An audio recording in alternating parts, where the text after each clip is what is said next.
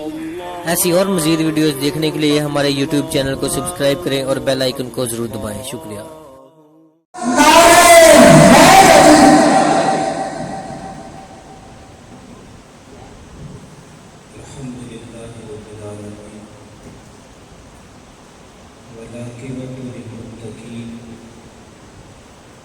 والصلاة والسلام على سيد الأنبياء والمرسلين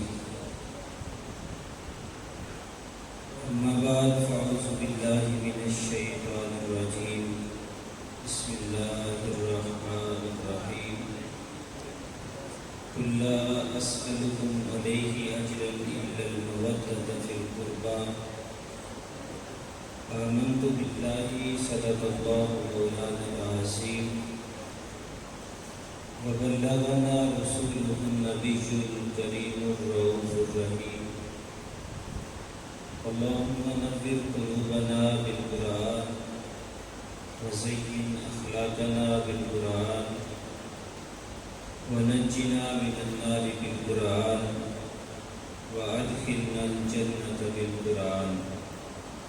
قال الله تبارك وتعالى في شان حبيبه مخبرا وآمرا إن الله وملائكته يصلون على النبي يا أيها الذين آمنوا صلوا عليه وسلموا تسليما.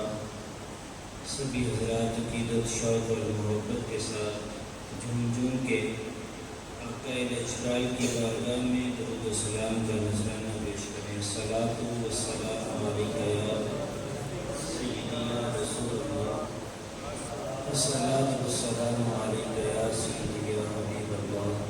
الصلاۃ والسلام علیک یا سیدی یا نبی اللہ وعلی آلک واصحابک یا سیدی یا نور اللہ یا صاحب الجمال و یا سید البشر من وجهك المنير لقد نذر القمر لا يمكن الثناء كما كان حقه بعد خدا بزرگ توئی قصہ مختصر. تمام حمد و ثنا تعریف و توصیف اللہ رب العزت کی ذات ببرکات کے لیے جو تمام جہانوں کا پالنے والا ہے. اللہ رب العزت کی حمد و ثنا کے بعد حضور نبی اکرم رسول محتشم نبی مکرم اللہ کے پیارے امت کے سہارے رب کے محبوب دانائے غیوب جناب حضرت محمد صلی اللہ علیہ وسلم کے حضور ناز میں اپنی عقیدتوں ارادتوں اور نیاز مندیوں کا خراج پیش کرنے کے بعد معزز محترم محتشم سامعین السلام علیکم ورحمۃ اللہ وبرکاتہ. معزز سامعین آپ کے سامنے قرآن مجید کی ایک آیت مبارکہ کا کچھ حصہ تلاوت کرنے کا شرف حاصل کیا ہے. اللہ رب العزت سے دعا ہے کہ مالک حق بیان کرنے کی توفیق عطا فرمائے اور قابل عمل باتوں پہ عمل کر کے ہم سب کو زندگی کی راہیں درست کرنے کی توفیق عطا فرمائے. اللہ رب العزت نے قرآن مجید میں ارشاد فرمایا قل لا اسألکم علیہ اجرا. اے محبوب صلی اللہ علیہ وسلم آپ ان لوگوں سے فرما دیں کہ میں تم سے دعوت دین کی تبلیغ کا کوئی صلہ نہیں مانتا. الا المودۃ فی القربى. ہاں ایک چیز کا سوال کرتا ہوں کہ میری اہل بیت کے ساتھ محبت کرنا. یہ جو آپ کے سامنے میں نے آیت مبارکہ تلاوت کی ہے اس کا شان نزول بھی سنتے چلیں کہ صحابہ نے اکٹھے ہو کے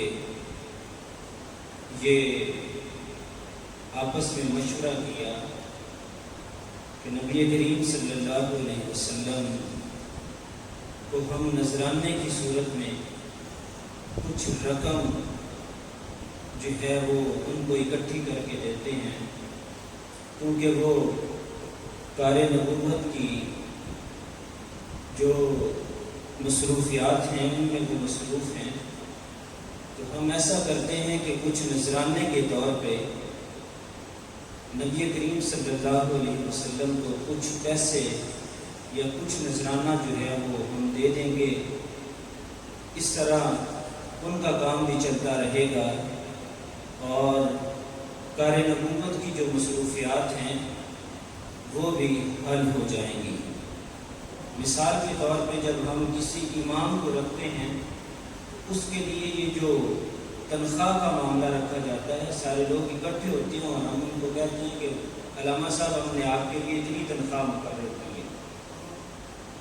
تو صحابہ کی بھی یہی سوچ تھی، سوچ کوئی بری نہیں تھی، صحابہ نے بھی یہی سوچا تھا، اور نبی کریم صلی اللہ علیہ وسلم کے جو چچا تھے حضرت سیدنا عباس رضی اللہ تعالی عنہ، ان کو کہا کہ یہ جو نذرانے کی رقم ہے یہ لے کر کے آپ نبی کریم صلی اللہ علیہ وسلم کی خدمت میں حاضر ہوں۔ نبی کریم صلی اللہ علیہ وسلم کی خدمت میں وہ بھی لوگ حاضر نہیں ہوئے، اللہ رب العزت نے جبریل کو بھیج دیا، اور جبریل یہ آیت مبارکہ لے کے حاضر ہوا کہ قُل لَا أَسْأَلُكُمْ عَلَيْهِ أَجْرًا إِلَّا الْمَوَدَّةَ فِي الْقُرْبَى، کہ اے محبوب ابھی کچھ لوگ آپ کے پاس آئیں گے آپ کو نذرانہ دینے کی حیثیت سے، تو آپ ان سے یہ فرما دیں کہ میں دعوت دین کی تبلیغ کا تم سے کوئی صلہ نہیں مانگتا، میں یہ جو کچھ بھی کر رہا ہوں یہ فقط اس رب کی رضا کے لیے کر رہا ہوں۔ لیکن ایک چیز کے بارے میں میرے رب نے قرآن مجید میں ارشاد فرمایا إِلَّا الْمَوَدَّةَ فِي الْقُرْبَى، ہاں ایک چیز کا خیال رکھنا کہ میرے قرابت داروں کے ساتھ، میرے اہل بیت کے ساتھ اچھا سلوک کرنا، ان کے ساتھ محبت کرنا، اور اہل بیت کی جو محبت ہے وہ ہمارے دین کا حصہ ہے۔ ان کی محبت کے بغیر ہم دنیا میں جو ہے وہ کامیاب نہیں ہو سکتے۔ نبی کریم صلی اللہ علیہ وسلم کا فرمان ملاحظہ فرمائیں، نبی کریم صلی اللہ علیہ وسلم نے ارشاد فرمایا کہ اپنی اولاد کو 3 چیزیں دے کے جاؤ، دنیا میں 3 چیزیں اپنی اولاد کو سکھا کر کے جو ہے وہ جاؤ۔ وہ 3 چیزیں کون سی ہیں؟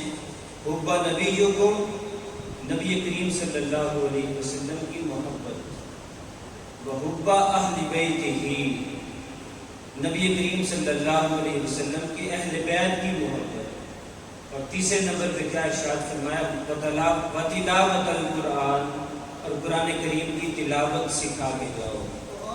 یہ ہمیں وظیفہ دیا ہے کہ نبی کریم صلی اللہ علیہ وسلم کی محبت اپنی اولاد کو دے کے جائیں، اہل بیت کی محبت سے ان کو سرخرو کر کے جائیں، اور قرآن مجید کی جو محبت ہے وہ ان کو سینوں میں جو ہے وہ ڈال کے جائیں۔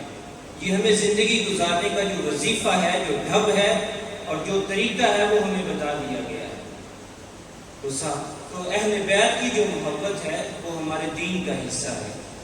لیکن آج کے یہ جو پرفتن دور میں ہم قدم رکھ رہے ہیں، یہ عجیب طرح کا جو ہے وہ دور ہے کہ یہاں پہ کچھ لوگ ایسے ہیں کہ جو اہل بیت کے ساتھ تو محبت رکھتے ہیں لیکن صحابہ کرام کی بے حرمتی کرتے ہیں، صحابہ کرام کی حرمت پہ جو ہے وہ جملے تراشتے ہیں، اور کچھ لوگ ایسے ہیں جو صحابہ کو جو ہے وہ ان کے آگے جو ہے وہ ان کی عظمت کے گن گاتے ہیں، لیکن اہل بیت کے بارے میں وہ برے الفاظ رکھتے ہیں۔ نبی کریم صلی اللہ علیہ وسلم نے اپنے دور میں ارشاد فرمایا تھا، حضرت علی المرتضیٰ رضی اللہ تعالیٰ عنہ سے مروی حدیث جو آپ کے سامنے رکھنے لگا ہوں، نبی کریم صلی اللہ علیہ وسلم نے ارشاد فرمایا کہ اے علی، تیرے بارے میں 2 لوگ گمراہ ہوں گے، تیرے بارے میں 2 لوگ گمراہ ہوں گے، ایک وہ لوگ جو تجھ سے اتنی محبت کریں گے کہ تجھے وہ سمجھ لیں گے جو تو نہیں ہے، وہ لوگ بھی جو ہے وہ گمراہ ہو جائیں گے۔ آج لوگ جو ہے وہ علی علی کے نعرے لگاتے ہیں اور یا علی حیدر کے نعرے جو ہے وہ ان کی زبان سے جو ہے وہ اعلان پہ جاتے ہیں، لیکن علی کے اس فرمان کو نہیں سنتے کہ علی المرتضی رضی اللہ تعالیٰ عنہ نے ارشاد فرمایا کہ اگر ایک سائیڈ پہ جنت ہو اور ایک سائیڈ پہ اللہ کا گھر ہو تو میں جنت کو چھوڑ کے اللہ کے گھر میں آنا پسند کروں گا۔ کیوں اللہ کے گھر میں آنا پسند کروں گا؟ حضرت علی المرتضی رضی اللہ تعالیٰ عنہ ارشاد فرماتے ہیں کیونکہ جنت میں جانا میری خواہش ہے اور مسجد میں آنا میرے رب کی خواہش ہے، اور علی اپنے رب کی خواہش کو جو ہے وہ پورا کرے گا، اپنی خواہش کو پورا نہیں کرے گا۔ جو علی کے ماننے والے ان کو نماز کا نام لیا جائے نا تو وہ کہتے ہیں کہ ہمارے دل کی نماز ہے اور ہمارے باطن کی نماز ہے، لیکن سنیے علی المرتضی رضی اللہ تعالیٰ نے کیا ارشاد فرمایا کہ اگر ایک سائیڈ پہ مسجد ہو اور ایک سائیڈ پہ جنت ہو تو میں جنت کو چھوڑ کے مسجد میں آنا پسند کروں گا۔ ان کی زندگیاں تو مسجدوں میں گزری ہیں، ان کی زندگیاں تو سجدوں میں گزری ہیں، اور آج پتہ نہیں علی کے ماننے والے کیسے آگے ہیں کہ جو نماز کے جو ہے وہ نزدیک ہی نہیں جاتے۔ تو نبی کریم صلی اللہ علیہ وسلم نے کیا ارشاد فرمایا کہ علی تمہارے بارے میں ایک وہ طبقہ جو ہے وہ گمراہ ہو جائے گا جو تجھ سے اتنی محبت کرے گا کہ تجھے وہ سمجھ لے گا کہ جو تو نہیں ہے۔ آج کے اس دور میں اور اگر تاریخ کا مطالعہ کریں تو لوگوں نے علی اللہ کے نعرے بھی لگائے ہیں، اور حضرت علی المرتضی رضی اللہ تعالیٰ عنہ کا جو مرتبہ ہے وہ اللہ رب العزت کے برابر جو ہے وہ قرار دیا ہے۔ ایسا دور بھی جو ہے وہ گزرا ہے، نبی کریم صلی اللہ علیہ وسلم نے ایسے پیشین کوئی نہیں کی تھی۔ اور دوسرا فرمان سنیے، نبی کریم صلی اللہ علیہ وسلم نے ارشاد فرمایا کہ علی دوسرے لوگ تیرے بغض میں جو ہے وہ برباد کیے جائیں گے، وہ تجھ سے اتنا بغض رکھیں گے کہ تیرا نام لینا بھی جو ہے وہ پسند نہیں کریں گے۔ تو یہ جو دونوں طبقے ہیں ان دونوں طبقوں سے ہمیں بچنا چاہیے کہ جو علی کو ایسے مرتبے پہ فائز کر دیتے ہیں کہ جو ان کے لائق نہیں ہے، ان کی مجلس میں بھی نہیں بیٹھنا چاہیے، اور جو لوگ جن کے سامنے علی کا ذکر کیا جائے اور ان کے چہرے پہ جو ہے ان کے تیور بدل جائیں اور ان کے چہرے کا رنگ بدل جائے تو ایسے لوگوں کے پاس نہ تو خود بیٹھے اور نہ اپنی اولاد کو بٹھائیں۔ ہمارا جو عقیدہ ہے، ہمارا عقیدہ الحمدللہ رب العالمین، ہمارا جو عقیدہ ہے وہ بڑا اچھا ہے۔ ہم اہل بیت کو بھی مانتے ہیں اور صحابہ کو بھی مانتے ہیں۔ ہم کہتے ہیں کہ اہل بیت حضور کے گھر والے ہیں اور صحابہ حضور کے در والے ہیں۔ ہم کہتے ہیں حضور کے گھر والوں کو بھی ہمارا سلام اور حضور کے در والوں کو بھی ہمارا سلام۔ کسی نے شیخ الاسلام ان سے پوچھا، پرفتن دور تھا وہ بھی، خواجہ قمر الدین سیالوی رحمۃ اللہ علیہ سے کسی نے پوچھا کہ حضور ہمیں یہ بتائیں کہ فاطمہ افضل ہے یا عائشہ افضل ہے؟ ان کے ذہن میں فطور تھا، لیکن یہ جو اللہ والے ہوتے ہیں وہ ذہن بھی پڑھ لیتے ہیں۔ جو آنے والا تھا، جو سوال کرنے والا تھا، اس نے جو شیخ الاسلام صاحب تھے ان کو جو ہے وہ گمراہ کرنا چاہا، ان کو پھنسانا چاہا کہ اب اگر یہ عائشہ کی بات کریں گے اور فاطمہ کو پیچھے چھوڑیں گے تو میں پھر بھی ان کو پکڑ لوں گا، اور اگر فاطمہ کا مرتبہ انہوں نے بڑھا دیا اور عائشہ کا مرتبہ انہوں نے پیچھے کر دیا تو میں پھر بھی ان کو پکڑ لوں گا۔ لیکن یہ جو اللہ والے ہوتے ہیں یہ بڑے صاحب بصیرت ہوتے ہیں۔ خواجہ قمر الدین سیالوی رحمۃ اللہ علیہ نے فرمایا، بڑا حسین جواب دیا، بولنے والے کی بولتی بند کر دی۔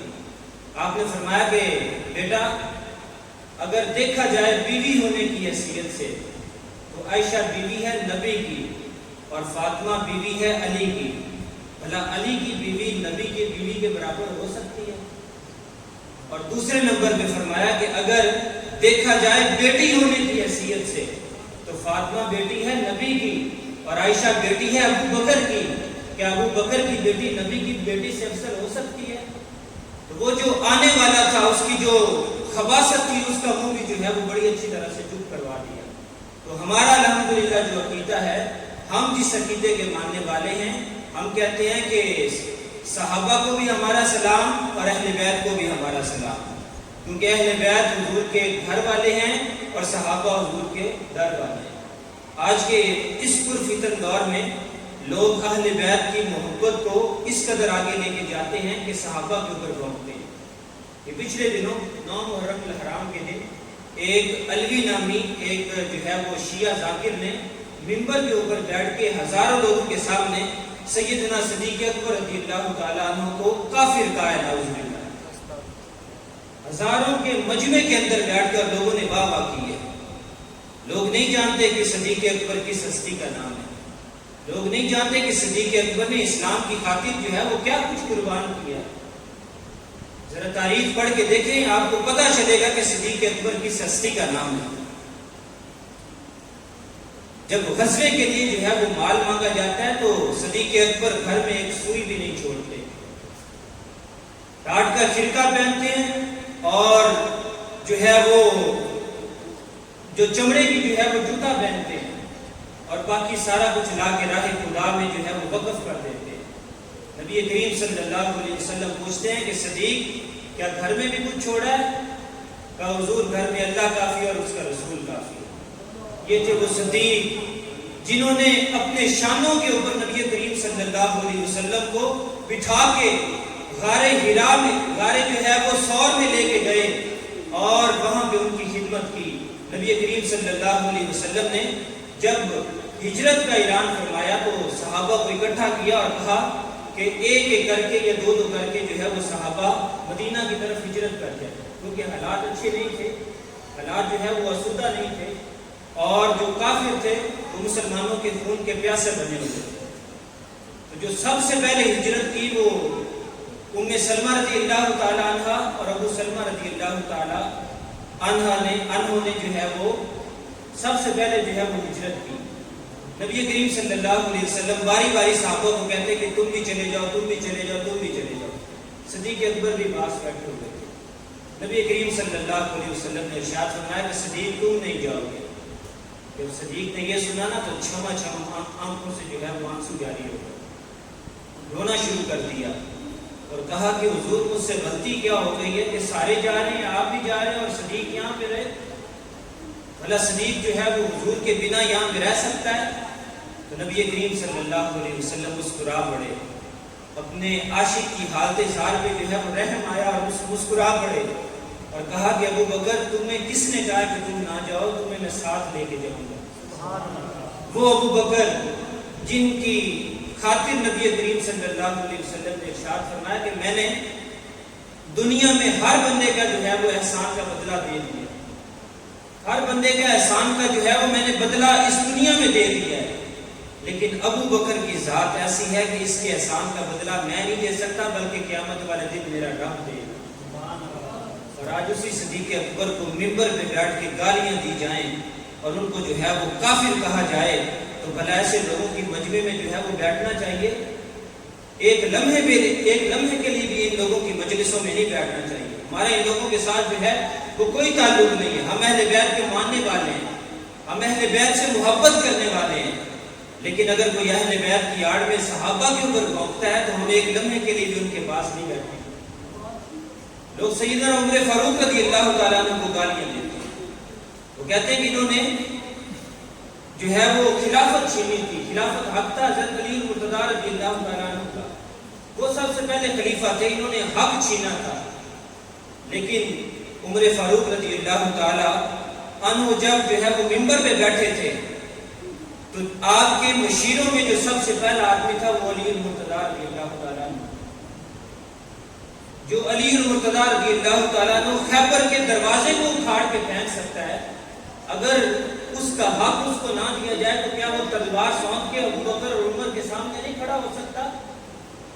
کھڑا ہو سکتا تھا، لیکن نبی کریم صلی اللہ علیہ وسلم نے خود جو ہے وہ ابو بکر کی طرف اشارہ کیا تھا۔ آج لوگ ابو بکر کے اوپر بھی جو ہے وہ تہمتیں لگاتے ہیں، بھونکتے ہیں ان کے اوپر، اور عمر کے اوپر بھی جو ہے وہ تہمتیں لگاتے ہیں، اس عمر کے اوپر جو ہے وہ تانا زنی کرتے ہیں جس عمر کے بارے میں نبی کریم صلی اللہ علیہ وسلم نے ارشاد فرمایا کہ اگر میرے بعد کوئی نبی ہوتا تو عمر ہوتا۔ اس عمر کے بارے میں لوگ بھونکتے ہیں جس عمر کے بارے میں نبی کریم صلی اللہ علیہ وسلم کا ارشاد گرامی ہے کہ اس عمر کو میں نے دعائیں مانگ مانگ کے اسلام میں جو ہے وہ داخل کیا۔ وہ عمر جو اپنا درہ جو ہے وہ زمین پہ مارے تو وہ زمین جو ہے اس پہ آنے والا زلزلہ جو ہے وہ رک جائے۔ وہ عمر جو یہ کہے کہ اگر دریائے نیل کے کنارے اگر کوئی بھوکی بکری بھی جو ہے وہ مر جائے تو اس سے بھی اس کے بارے میں بھی جو ہے وہ مجھ سے سوال کیا جائے گا۔ اس عمر کے بارے میں لوگ جو ہے وہ طرح طرح کی باتیں کرتے ہیں۔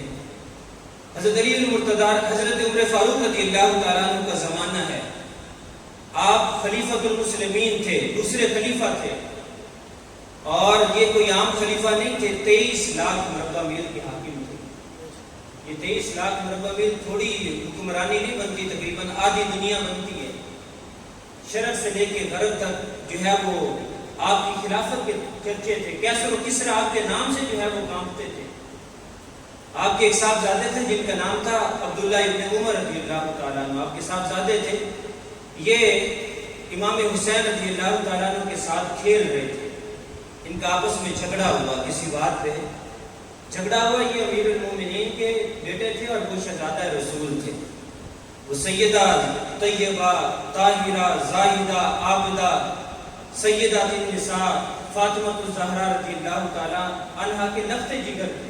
کسی بات میں جھگڑا ہوا تو حضرت امام حسین رضی اللہ تعالیٰ عنہ نے کہا کہ اے عبداللہ ابن عمر، تیرا باپ بھی ہمارا غلام ہے اور تو بھی ہمارے غلام کا بیٹا ہے۔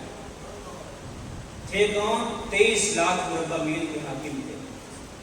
ہر آدمی کو اپنے باپ پہ بڑا ناز ہوتا ہے، ہر شاگرد کو اپنی استاد پہ بڑا ناز ہوتا ہے، ہر مرید کو اپنے شیخ پہ بڑا ناز ہوتا ہے، کوئی اس کے بارے میں بات تو کر کے دیکھے۔ لیکن سیدنا امام حسین نے کیا کہا کہ تمہارا باپ بھی ہمارا نوکر ہے اور تو بھی ہمارے نوکر کا بیٹا ہے۔ یہ کوئی چھوٹی بات نہیں تھی۔ سیدنا عبداللہ ابن عمر رضی اللہ تعالیٰ عنہ ناراض ہو کے سیدنا عمر فاروق رضی اللہ تعالیٰ عنہ کی پاس جاتے ہیں اور شکایت کرتے ہیں نواسہ رسول کی۔ جا کے کہتے ہیں کہ ابا جان، آج حسین نے مجھے اس طرح کہا ہے۔ کہا بیٹا کیا کہا ہے؟ کہا میری لڑائی ہوئی اور انہوں نے کہا کہ تمہارا باپ بھی ہمارا نوکر ہے اور تم جو ہو وہ بھی ہمارے نوکر ہو۔ تو کیا ایسی بات ہے؟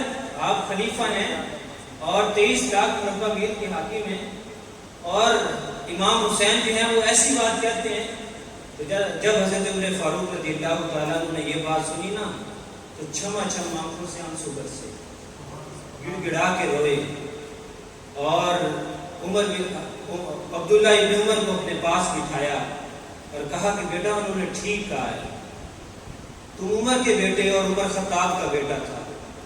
خطاب عمر کو جو ہے وہ کون جانتا تھا؟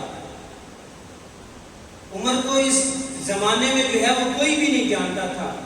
یہ ساری عزتیں، یہ ساری شہرتیں اگر ملی ہیں تو محمد عربی کے دین کے صدقے سے ملی ہیں۔ اور کہا کہ حسین نے یہ کہا ہے کہ تو عمر جو ہے وہ ہمارے گھر کا نوکر ہے اور ہمارے نانا کا نوکر ہے، تو ایسا کر، یہ میں تجھے کاغذ دیتا ہوں، یہ کاغذ لے جا اور امام حسین سے لکھوا کے لے آ کہ میں واقعہ یہ عمر جو ہے وہ تمہارے گھر کا نوکر ہے۔ اگر حضرت امام حسین نے یہ بات کی ہے تو انہیں کہیں کہ یہ لکھ کے دیں۔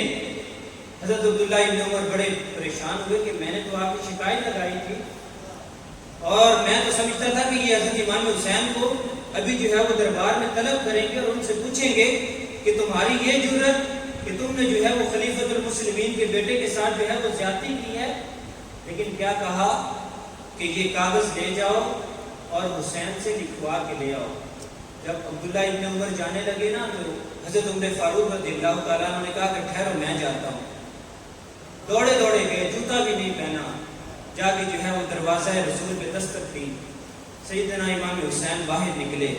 سیدنا امام حسین سمجھے کہ شاید عبداللہ ابن عمر نے جا کے میری شکایت کی اور حضرت عمر فاروق رضی اللہ تعالیٰ عنہ مجھ سے بدلہ لینے کے لیے آئے ہیں۔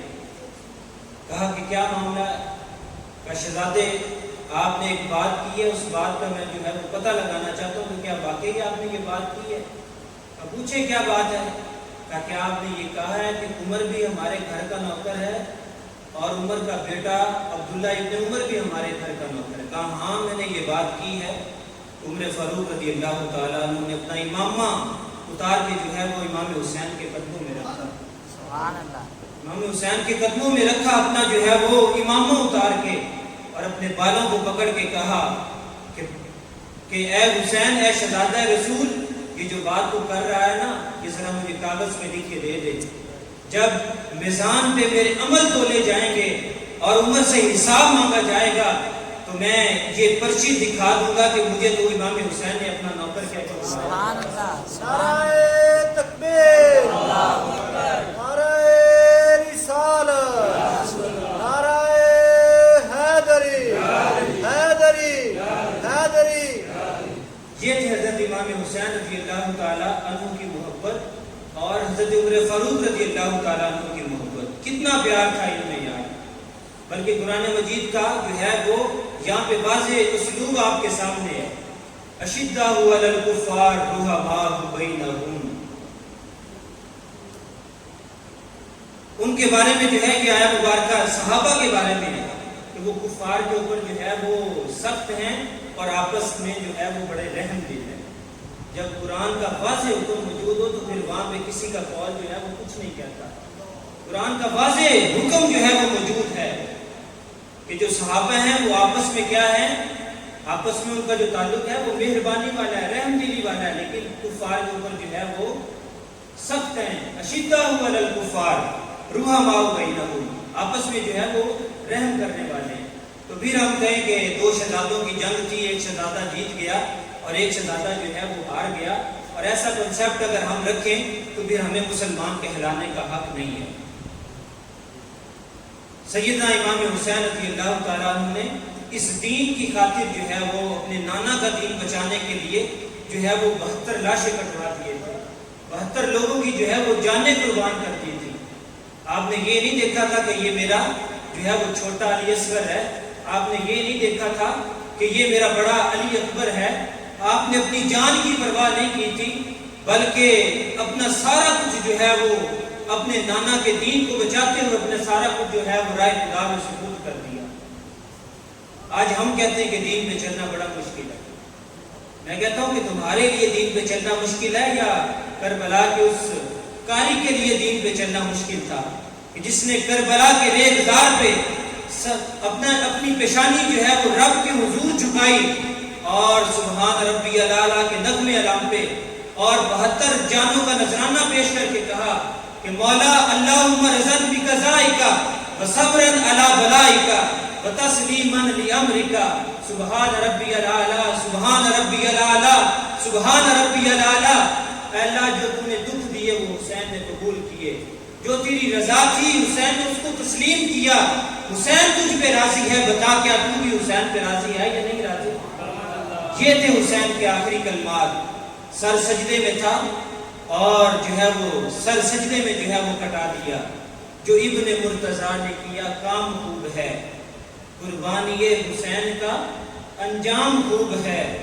قربان ہو کہ فاطمہ زہرا کے چین نے دین خدا کی شان بڑھائی حسین نے, اور بخشی ہے جس نے مذہب اسلام کو حیات, بخشی ہے جس نے مذہب اسلام کو حیات.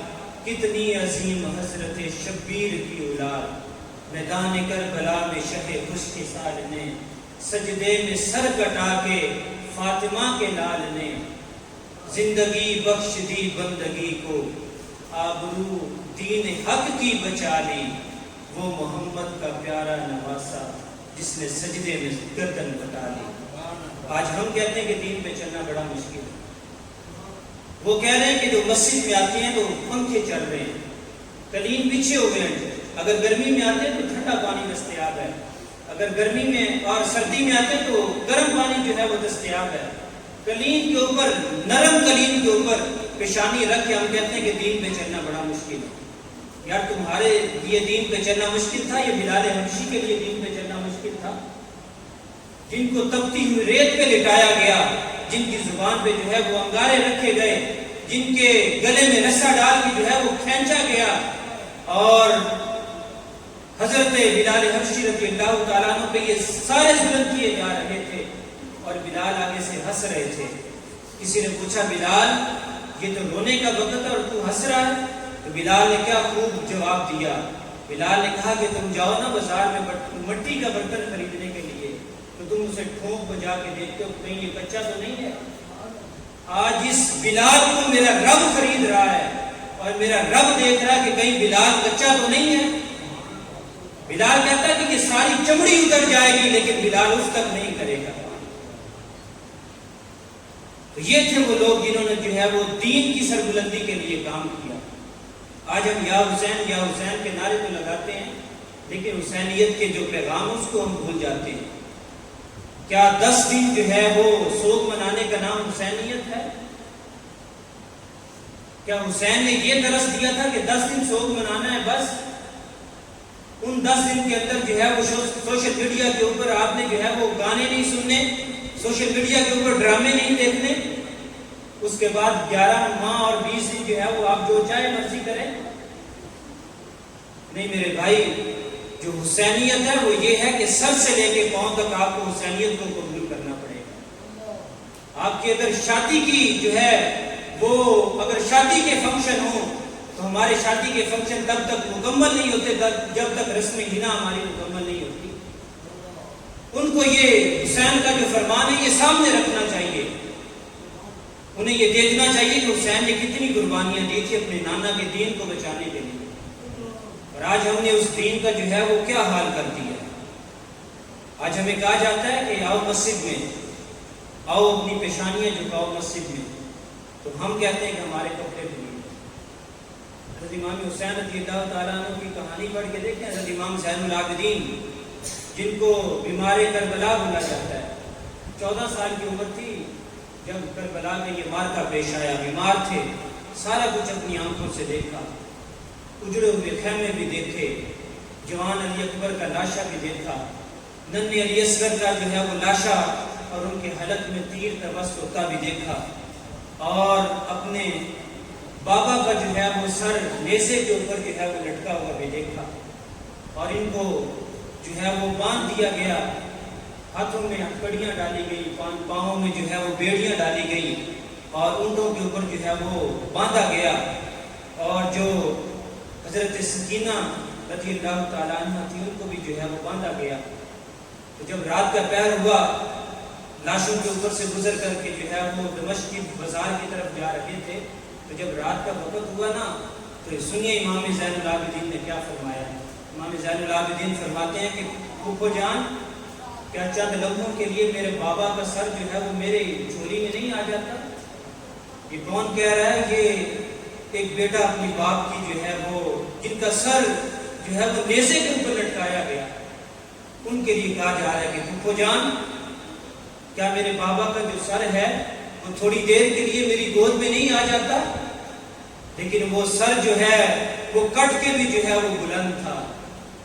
یزید جو ہے اس نے سارا کچھ کیا لیکن آج یزید کا نام مٹ گیا، یزید کا جو ہے وہ کام مٹ گیا، لیکن حسین کا نام آج بھی زندہ ہے.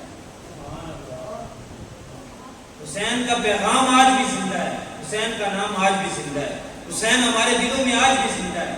یزید مٹ گیا، اس کا نام مٹ گیا، اس کا کام مٹ گیا، اس کی نسل جو ہے وہ ختم ہو گئی، لیکن حسین کی نسل آج بھی زندہ ہے. تو یہ تھا وہ پیغام جو حضرت امام حسین رضی اللہ تعالیٰ عنہ نے دیا. حضرت امام زین العابدین جب ان کو جو ہے وہ دمشق کے بازار میں جو ہے وہ دربار یزید میں لے جایا گیا تو آپ نے جو ہے وہ ایک قصیدہ لکھا، املتیا ریح الصبا ارد الارا ارد علی نور الحرم بلغ سلامی روضۃ فیہ النبی المحترم. یہ جو ہے وہ قصیدہ انہوں نے جو ہے وہ نبی کریم صلی اللہ علیہ وسلم کی طرف، ان کے روزے کی طرف جو ہے وہ منہ کر کے کہا، یا رحمت للعالمین.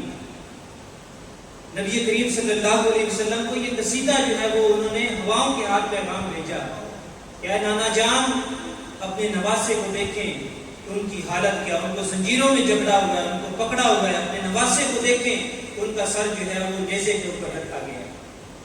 یہ پیغام انہوں نے بھیجا، لمبا قصیدہ جو ہے انہوں نے لکھا. تو امام زین العابدین رضی اللہ تعالیٰ عنہ کیا فرماتے ہیں؟ فرماتے ہیں کہ نماز تہجد کے علاوہ حضرت امام حسین رضی اللہ تعالیٰ عنہ 100 رکعت نفل روزانہ پڑھتے تھے. یہ ہے حسین کا پیغام، اس کو ہمیں جو ہے وہ ماننا چاہیے۔ 10 دن سبیلے لگا لی، میٹھا پانی بانٹ لیا، نذر و نیاز کی دیگیں لگا لی، ہم نے کہا کہ حسین کا جو ہے وہ حق ادا ہو گیا۔ حسین کی تو جو ہے وہ نماز قضا بھی نہیں ہوئی تھی جب لوگوں نے جو ہے ان کا جو ہے وہ سر کاٹ لیا تھا۔ آخری وقت کہاں پہ، آخری وقت جو ہے وہ سر کہاں پہ تھا؟ سجدے میں تھا، اور ہم لوگ 10 محرم کے دن بھی جو ہے وہ نمازیں نہیں پڑھتے۔ یہ پیغام حسین نہیں ہے میرے بھائی، پیغام حسین یہ ہے۔ امام زین العابدین رحمۃ اللہ رضی اللہ تعالیٰ عنہ فرماتے ہیں کہ میرے والد گرامی جو ہیں وہ نماز پنجگانہ، تہجد، اشراق، چاشت کے علاوہ 100 رکعت نفل روزانہ پڑھتے تھے۔